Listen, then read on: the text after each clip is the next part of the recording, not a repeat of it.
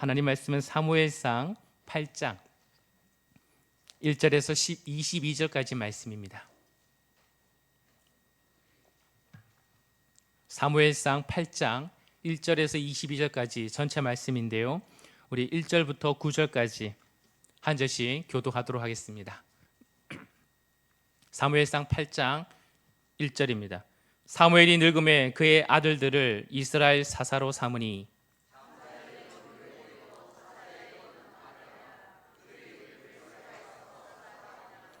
그의 아들들이 자기 아버지의 행위를 따르지 아니하고 이익을 따라 뇌물을 받고 판결을 굽게 하니라. 그에게 이르되 보소서, 당신은 늙고 당신의 아들들은 당신의 행위를 따르지 아니하니 모든 나라와 같이 우리에게 왕을 세워 우리를 다스리게 하소서 한지라.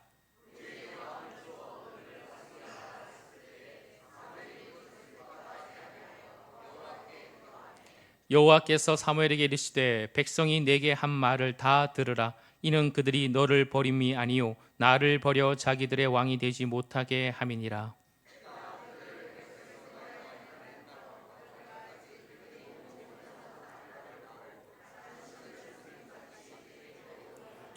함께요.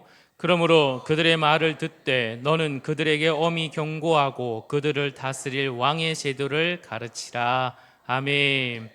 할렐루야. 복된 주일 은혜의 자리에 나오신 모든 분들을 주 이름으로 사랑하고 축복합니다. 참 잘 나오셨습니다. 우리 서로 축복할까요? 사랑하고 축복합니다. 참 잘 나오셨습니다. 은혜 받으세요. 감사합니다. 네, 참 잘 나오셨습니다.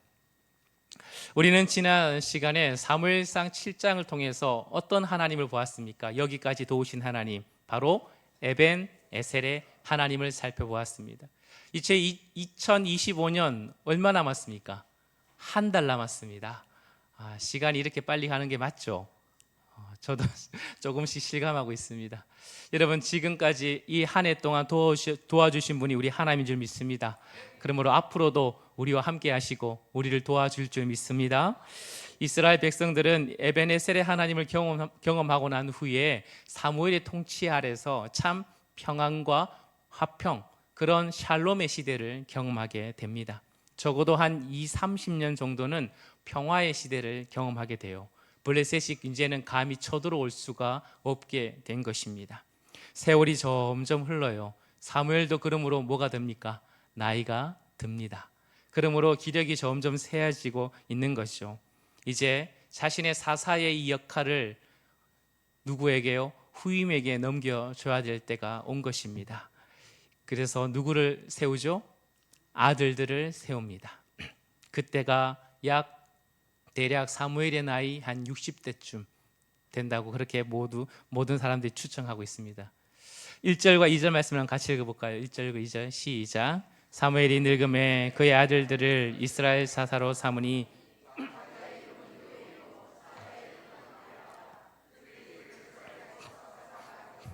아멘. 사무엘의 아들들 얼마나 기대할까요? 사무엘 같은 참 훌륭한 분의 아들, 그 아들들이 또 우리의 사사가 되어준다면 앞으로 얼마나 평화의 샬롬의 시대, 정말 아름다운 이 이스라엘이 되지 않을까라는 그런 기대가 있지 않았겠습니까? 여러분, 그런데요, 그들의 아들은 어땠습니까? 아버지의 행위를 따르지 않았다라는 것입니다. 너무 안타깝죠. 거룩과 경건은 잃어버리고 영적, 도덕적, 사회적으로 심각한 피해를 끼치는 인물이 되었습니다. 3절 말씀입니다. 같이요. 시작.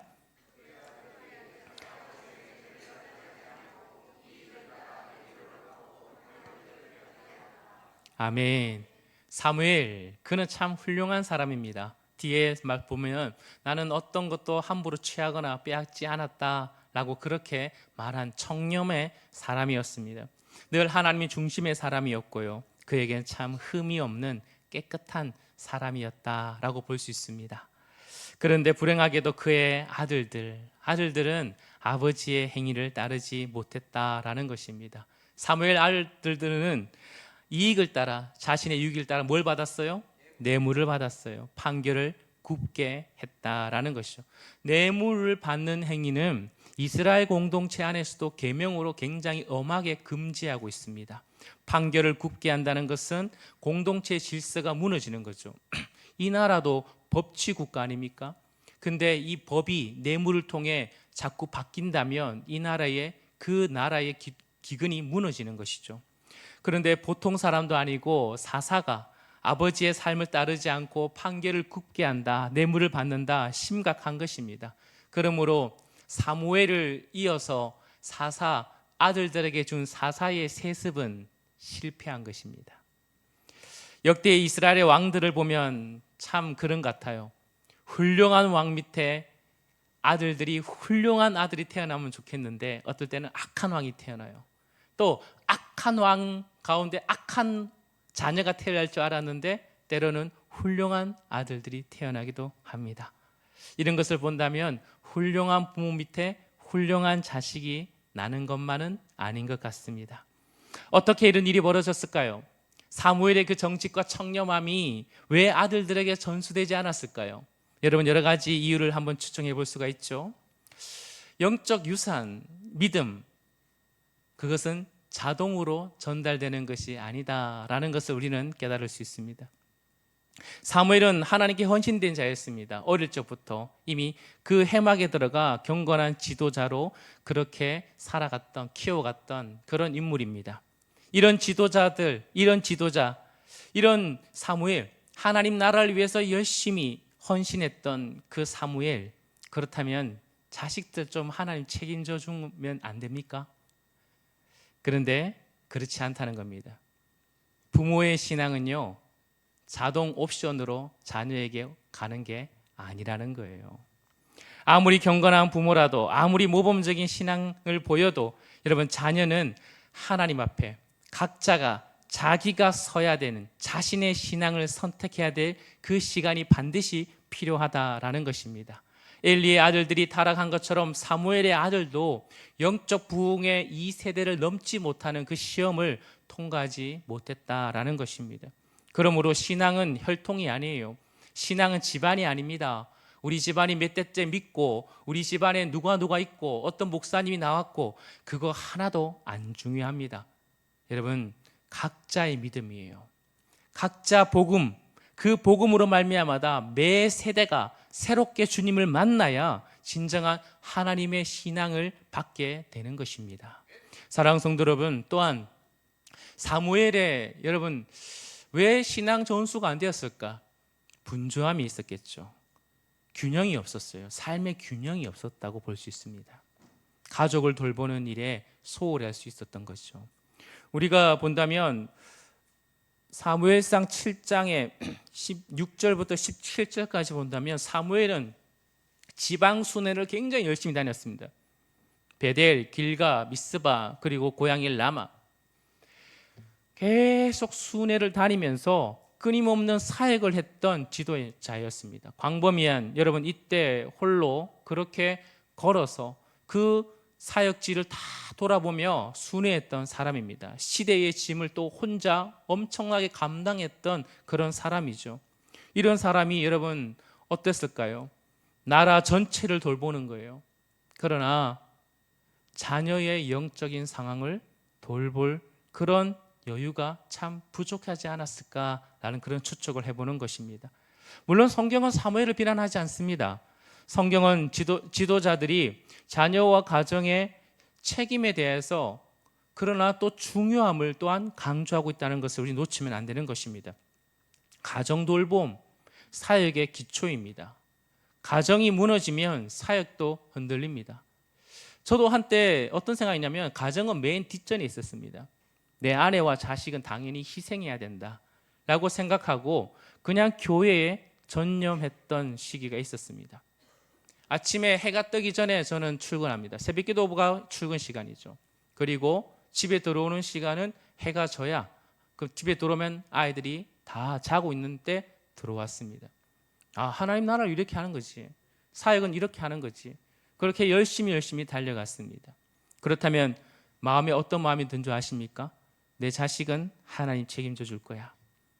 그런 마음을 가진 것이죠. 여러분, 그것이 어찌 보면 참 열심을 가진 사역자를 볼 수 있지만 한편으로는 균형 잡히지 못한 모습이다라고 볼 수 있는 것입니다.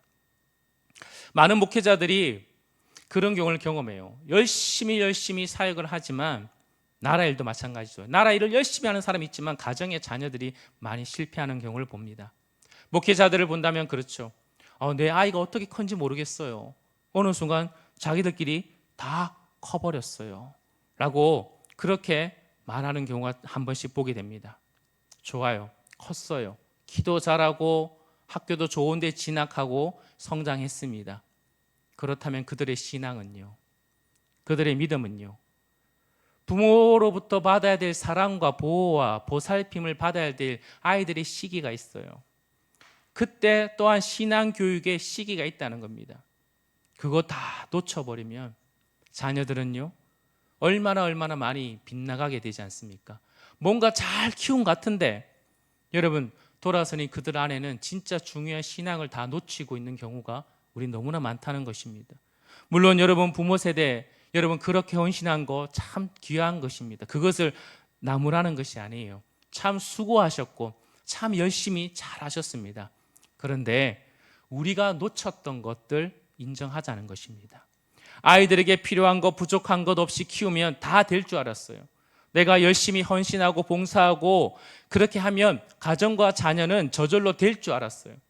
그런데 그렇게 안 됐잖아요. 그것을 우리가 깨달았다면, 우리가 그것을 다시 한번 안다면 여러분 우리는 이것을 다시 한번 주님 앞에 가지고 나가서 우리는 하나님 앞에 다시 엎드려야 되는 것입니다. 저절로 안 됩니다. 신앙은요 남이 대신해 주는 거 아닙니다. 부모가 대신해 주는 거 아닙니다. 세상에서 아무리 성공해도 자녀들의 신앙 다 잃어버리면 뭐 하겠습니까? 무슨 영광이 있어요? 하나님께서 우리를 믿고 맡기신 자녀 아닙니까? 내 아이, 내 자녀로 키워줘 라고 맡겼어요. 그런데 하나님의 자식을, 하나님의 자녀들을 세상 자녀로 다 그렇게 탕자처럼 만들어버린다면 우리 얼마나 부끄럽겠습니까? 사랑하는 성도 여러분, 이런 것처럼 사무엘의 자녀들의 타락은 한 사람의 영성이 아무리 깊어도 다음 세대에 자동으로 그 길이 걷는 것이 아님을 교훈해 주고 있습니다. 이런 걸 볼 때 우리는 참 겸손해야 됩니다. 장담하시면 안 됩니다. 여러분 많은 경우가 있죠. 여러분 신은 죽었다라고 말하는 사람이 누굽니까? 니체입니다. 니체의 아버지는 어떤 사람이죠? 루터교 목사입니다. 그러나 그의 자녀는 신이 죽었다라고 말해버렸습니다. 우리나라에도 참 안타까운 일들이 많이 있죠. 여러분이 알고 있는 저 서초동에 처음에 교회를 개척해서 우리 교단에서 가장 큰 그런 교회가 있어요. 그 교회 목사님 정말 뜨겁게 온 한국교회와 또 그게 정신을 지금도 저도 그 정신을 본받고 싶어서 열심히 그분의 책도 연구하고 그분의 설교도 지금도 듣고 있고 지금도 열심히 그분을 그렇게 본받기 위해 노력하고 있어요. 그렇게 헌신하고 마지막까지 한국교회를 위해 헌신하다가 주님의 품에 가셨어요. 그 자녀는 예수님은 실존 인물이 아닐 거야. 실제로 존재할지라도 하나님이 아니실 거야 라고 그렇게 말하고 있어요.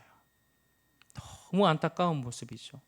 사랑하는 성도 여러분, 지금도 늦지 않았습니다. 하나님의 때는요 늦은 때가 없어요. 우리에게 오늘 이 깨달음을 우리에게 준다면 우리는 다시 한번 우리 사랑하는 자녀 다 컸든 안 컸든 여러분의 또 손주들 누구든 하나님의 자녀로 그 하나님을 만나는 일에 우리는 힘써야 되는 것입니다. 하나님 나라가 어디서부터 시작된다고요? 여러분 우리 교회 편말이 뭡니까? 여러분의 집에 문 앞에 붙어있는 편말이 뭐죠? 그렇죠. 하나님의 작은 하나님의 나라 우리 가정이에요. 편말이 없습니까? 받아가세요. 있어요. 여러분들 하나님 나라의 시작은 가정입니다. 우리의 가장 첫 번째 그 하나님 나라의 선교지는 바로 여러분의 가정입니다. 자녀를 뭘로 삼을까요? 전도 대상자로 삼으십시오. 자녀를 선교 대상자로 삼으십시오. 그러면 어떡합니까? 전도 대상자에게 함부로 해요? 안 하죠. 잘해주잖아요. 근데 왜 우리 자녀에게 함부로 합니까? 여러분의 자녀가 아니잖아요. 하나님의 자녀잖아요. 여러분, 그 믿음의 전수가 바르게 잘 될 수 있도록 더 사랑하고, 지금 제가 굉장히 찔리고 있어요. 지금 제 아들과 아내가 앉아있기 때문에 굉장히 찔리지만 여러분에게 말합니다. 우리는 더욱더 신앙의 전수를 잘할 수 있는 그런 세대가 되기를 소망합니다. 여러분보다 더 나은 믿음의 세대가, 여러분의 자녀가 세대가 되기를 주의 이름으로 축복합니다. 사랑하는 성도 여러분, 사무엘의 두 아들의 행위는, 그 악행은 결국은 백성들이 왕을 달라는 그런 구실을 제공하는 일이 벌어졌어요. 4절과 5절 말씀 같이 읽어볼까요? 4절 5절 시작.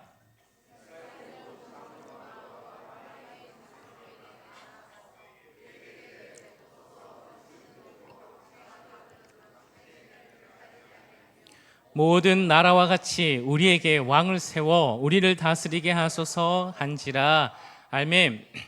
사무엘, 그는 늙었다. 두 아들 부패했다.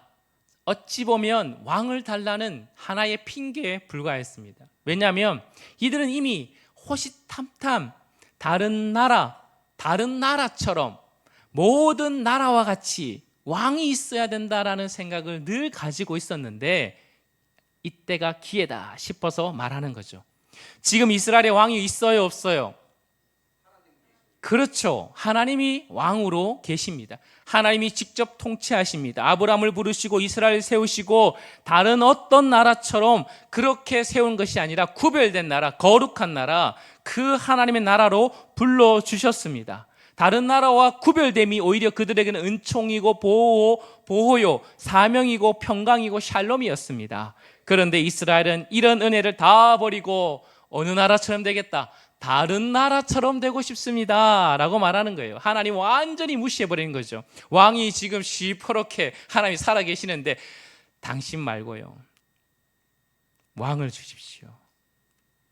눈에 보이는 왕, 눈에 안 보이는 당신 말고 내 눈에 보이는 왕을 주십시오. 왜요? 이웃 나라 보니까 왕이 있는데 잘 살아요, 못 살아요? 잘 살아요.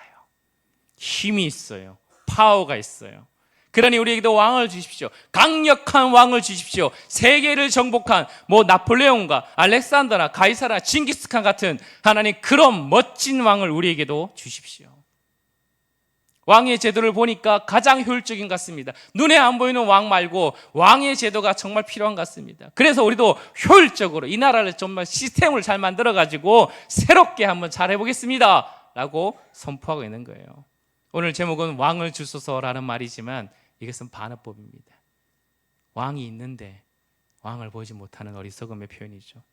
여러분, 사실 신명기 17장 보면 하나님이 이미 왕의 제도를 말씀하셨어요. 신명기 17장 14절에서 15절까지 말씀, 눈을 뜨세요. 같이 읽습니다. 시작.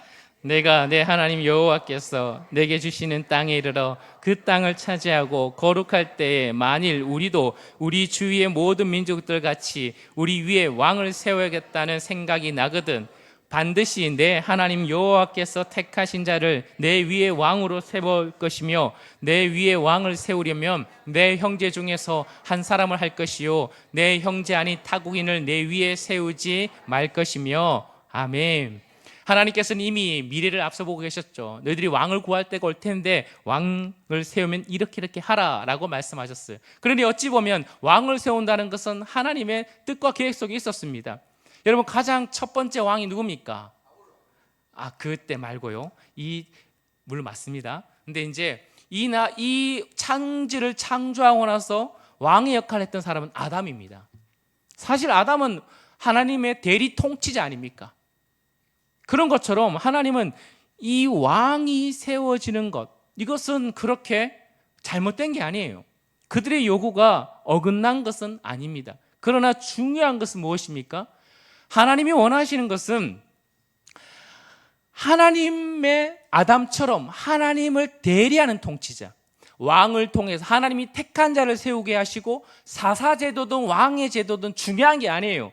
누구든지 하나님께서 세우신 사람을 통해 그 사람이 통해서 하나님의 통치를 이 땅에 보여주는 것, 하나님만을 섬기는 것, 하나님 나라를 이 땅에 세워가는 그 사람을 하나님께서 세우기를 원하신 것이죠.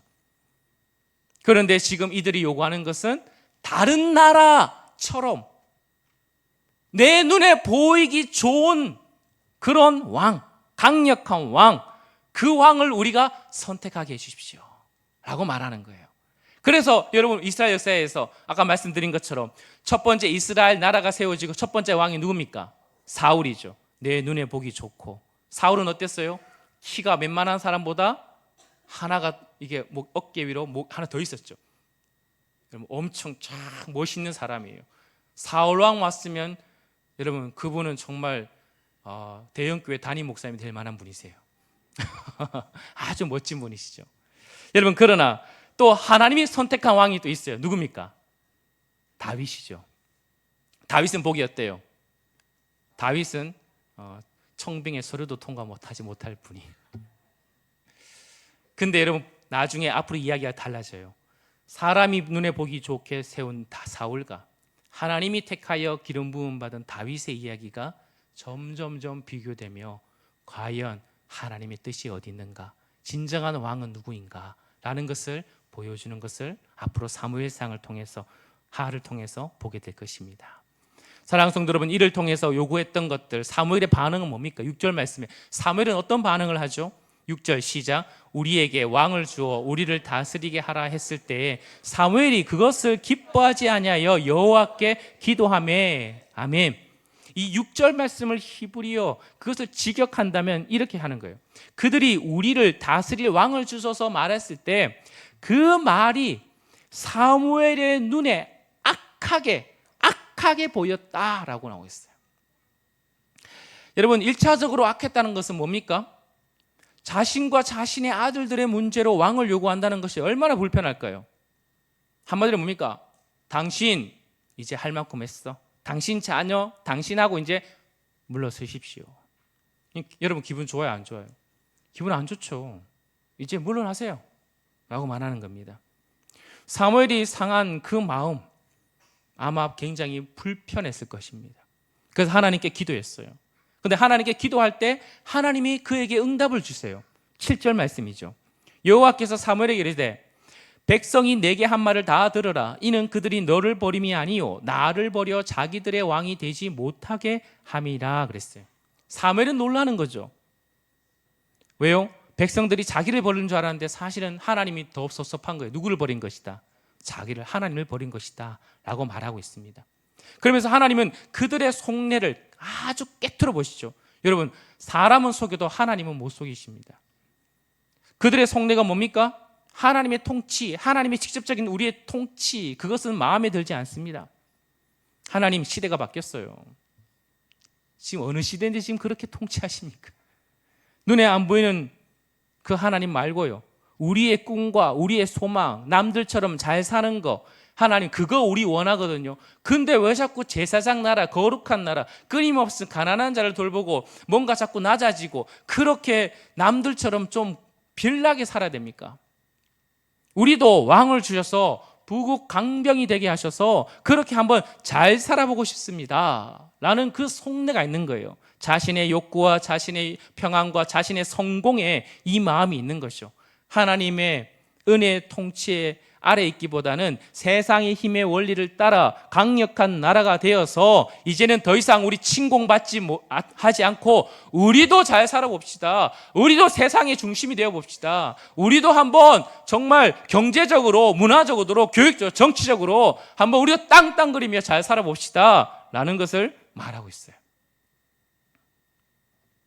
여러분 사사시대 때 이스라엘을 사사들이 다른 시기가 약 350년에 400년 정도 됩니다. 그 시대 때 수많은 주변의 나라들에게 침략을 당했어요. 여러분 침략을 당하는데 여러분 그 침략을 당하는 이유가 뭡니까? 이스라엘이 왜 다른 나라부터 침략을 당하게 되죠? 그렇죠. 그들의 죄 때문이에요.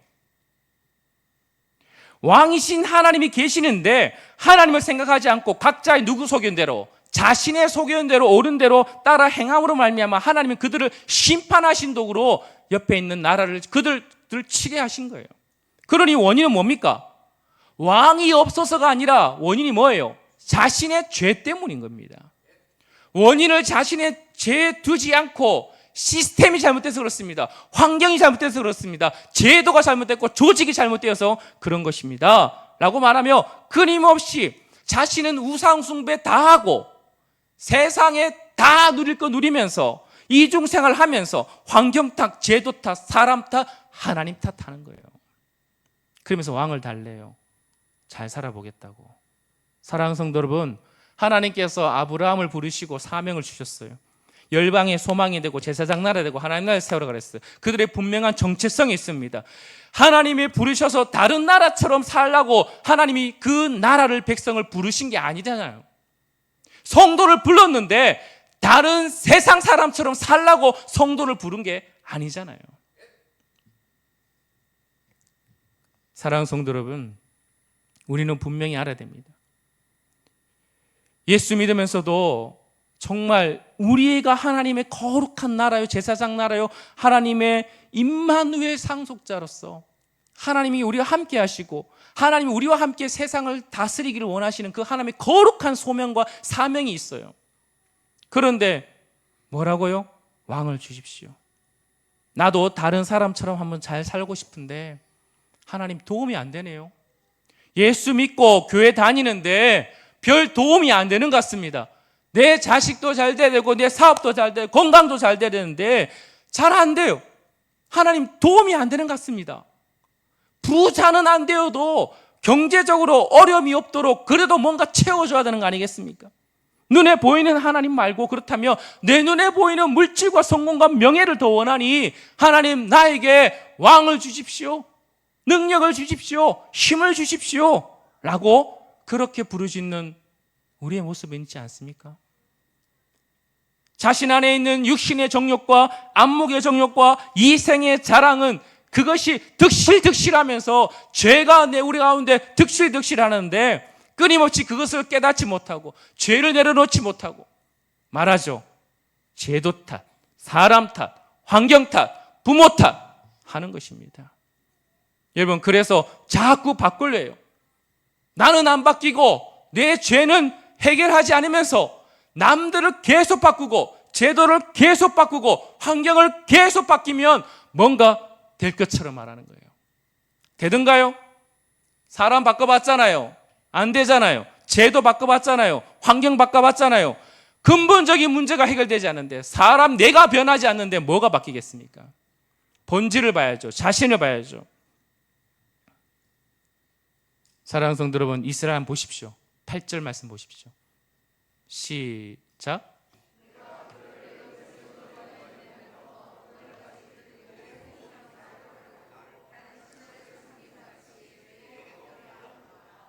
아멘.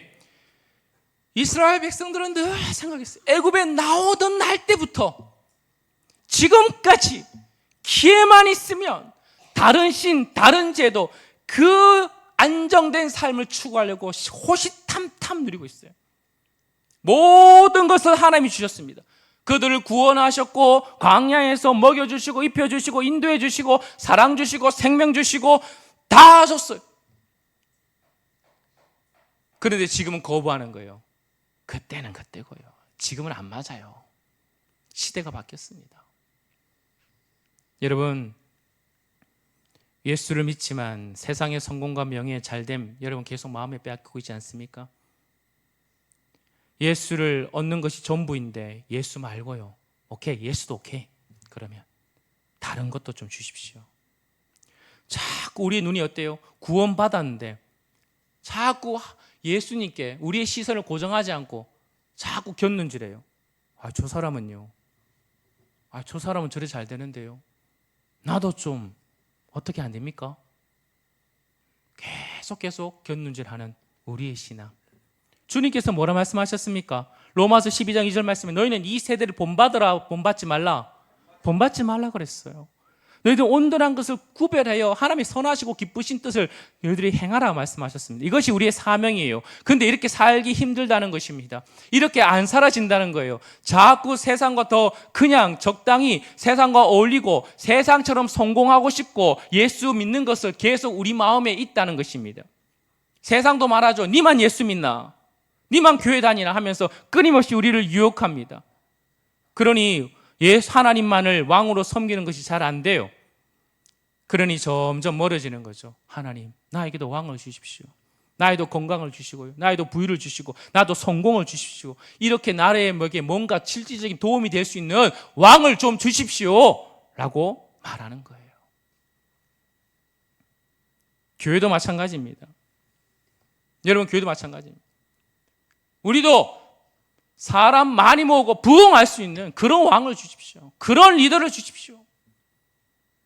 여러분, 끊임없이 조건과 스펙과 수많은 것들을 놓고 그래도 남들 교회보다 꿀리지 않게 해주십시오. 이게 무슨 교회입니까?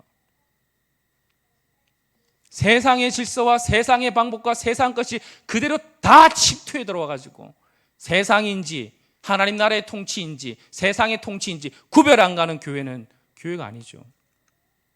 여러분, 다시 한번 점검해 봐야 됩니다. 만약 여러분 예수 때문에 교회에 오셨습니까? 다른 거 아니고 오직 예수 때문에 교회에 오셨습니까? 그러면 주님을 사랑하고 교회를 사랑하기에 끝까지 인내하고 헌신하며 사랑하기에 힘쓰십시오. 여러분의 눈을 다른 데 한눈 팔지 말고 어디에요? 주님께 시선을 고정하십시오. 그런데 만약 교회에 나온 이유가 나의 만족과 성공과 건강과 유익과 자식의 잘됨이라면 여러분은 금방 실망할 것을 제가 예언합니다. 웬만하면 예언 안 하는데 이런 예언합니다. 여러분은 금방 저에게 실망할 것입니다. 금방 여러분은 사람에게 실망할 것이고 우리 교회의 시스템을 통해서 실망할 것입니다. 섭섭하면 금방 여러분에게 들어올 것입니다. 그리고 여러분은 장담하는데 뒤도 돌아보지 않고 다른 교회 갈 것입니다. 여기 말고 없나? 오라는 데는 없어도 갈 데는 많다 라고 말하며 뒤도 돌아보지 않고 할 것입니다. 그건 신앙이 아닙니다.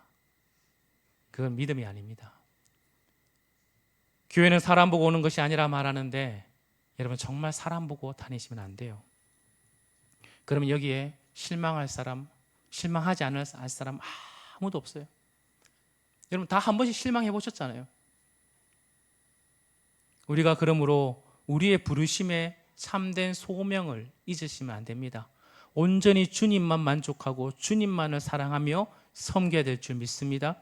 여러분, 근데 놀라운 것은 이어지는 이야기예요. 하나님이 이렇게 무리하고 불순한 의도의 왕을 요구했는데 하나님이 들으세요, 안 들으세요? 들어주세요. 9절 말씀 보십시오. 그러면서 뭐라 말합니까? 그들의 말을 듣되 단 조건이 있죠. 뭐죠? 왕의 제도를 가르치라. 여러분, 왜 하나님 이거 들어주십니까? 한 방에 그냥 쳐버려야 되죠. 근데 하나님 왜 들어주십니까? 여러분, 이것은요, 하나님이 그들을 들어주는 그 축복이 아니라 그들을 허용한 것 뿐입니다. 왜요? 심판에 있기 때문에. 심판이 있습니다. 잘못된 죄 가운데 여러분, 우리가 하나님께 기도할 때, 내 욕심과 욕망으로 기도할 때 뭔가 잘 풀립니까? 그러면 여러분 경계하셔야 됩니다. 조심하셔야 됩니다. 그걸 하나님께서 허용할 때가 있어요. 그 결과는 뭡니까?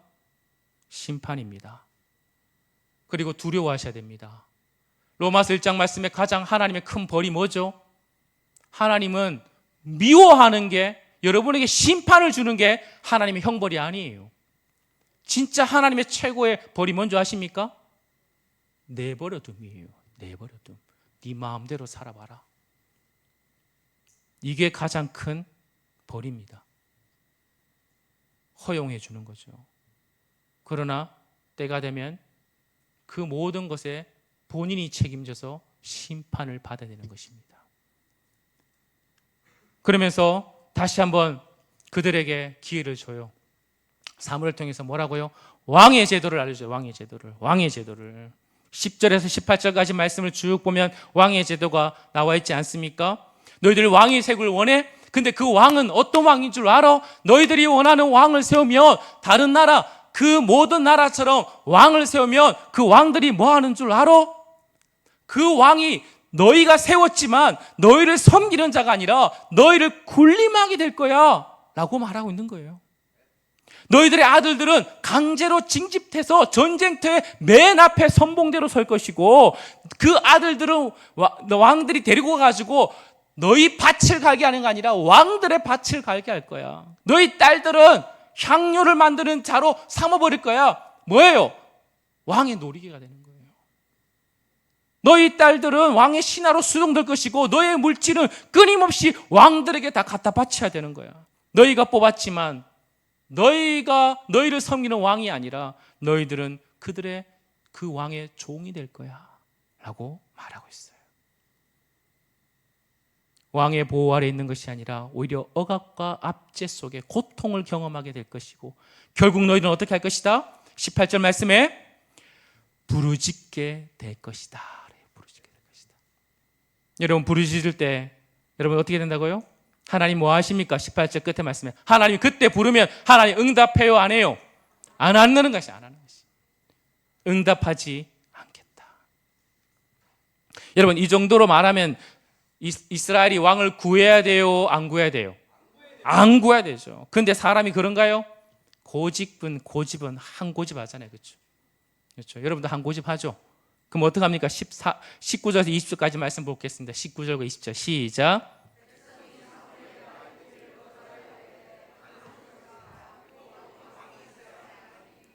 우리도 다른 나라들 같이 되어 우리의 왕이 우리를 다스리며 우리 앞에 나가서 우리의 싸움을 싸워야 할 것이니다 하는지라. 아멘. 여러분, 이 두 단어의 두 절에 우리란 말이 몇 번 나와요? 5번 나와요. 우리를 위해서 주십시오. 우리를 위해 주십시오. 하나님 나라를 위해, 하나님을 위해 우리 존재한 이유가 아니라 우리를 위해 당신도 존재하는 거고, 우리를 위해 왕이 필요한 것입니다. 하나님은 좀 빠지세요. 얼마나 어리석어요. 여러분, 하나님이 이스라엘에서 어떻게 하셨어요? 신명기 20장 1절에서 4절까지 말씀 보면 하나님은요, 끊임없이 하나님은 이스라엘을 위해서 싸우셨어요. 이스라엘 위해서 적군을 싸우시고, 끊임없이 하나님은 이스라엘 백성들의 맨 앞에 서서 그들을 보호하시고 섬겨주셨어요. 모세 때나 여호수아 때나 사사 때나 언제나 그들이 하나님을 의지할 때, 하나님을 진정한 왕으로 모실 때 하나님은 친히 역사하셔서 가장 선봉에 하나님이 역사로 승리를 주셨던 그런 하나님이십니다. 그런데 이제는 뭐라고요? 이제는 당신 힘 말고 우리 힘이고 우리 능력으로요 좀 살게 좀 해주십시오. 그렇게 말하는 거예요. 여러분, 우리 힘으로 살면 됩니까? 내일 일을 알아요? 몰라요. 여러분, 지금 밑에 점심시간에 뭐 먹을지 알아요? 몰라요. 그것도 모르면서, 그런데 뭘 그렇게 우리 힘과 우리 능력으로 살아보겠다고 하나님 무시하고 바둥바둥 합니까? 사랑하는 성도 여러분, 우리 힘으로 사는 거 아닙니다. 만약에 우리 마음대로 여러분 우리 힘으로 살게 해줬다면 여러분 정말 행복했을까요? 여러분 요구대로 정말 하나님께서 다 허용하셨다면 여러분 정말 이 자리에 다 앉아있을 사람이 있습니까? 저도 없을 것 같아요. 사랑하는 성도 여러분, 이스라엘처럼 자신의 욕망을 앞세워 사는 삶은 여러분 피폐뿐입니다. 오히려 하나님만이 왕이 될 때 우리 삶은 안전하고 진정한 복과 평강이 있는 줄 믿습니다. 여러분, 우리는 이 어리석음을 자꾸 범해서는 안 된다는 것입니다. 세상 끝날까지 우리와 함께 하실 것입니다. 우리 주님은요, 우리를 위해서 모든 걸 내어주신 진정한 왕이십니다. 자신의 생명까지요. 그런데 왜 자꾸 다른 왕을 찾고 있습니까? 우리는 주님만으로 우리는 만족할 수 있는 그런 믿음의 사람이 되어야 될 줄 믿습니다. 왕을 달라고 하지 마시고 이미 우리와 함께 오신, 이 땅에 가장 낮은 자리에 찾아오신 왕을 볼 수 있는 눈이 열리길 축복합니다. 그 왕을 우리가 보고 우리가 그분을 섬길 때 우리를 위해서 가장 앞서 우리를 위해 싸워주시고 우리에게 승리를 주실 것입니다. 그 왕을 다시 한번 만나고 경험하는 진정한 믿음의 하나님의 백성 되길 주 이름으로 축복합니다. 우리 다 함께 일어나셔서 우리 함께 찬양할까요? 나의 기도하는 것보다 더욱 응답하실 하나님,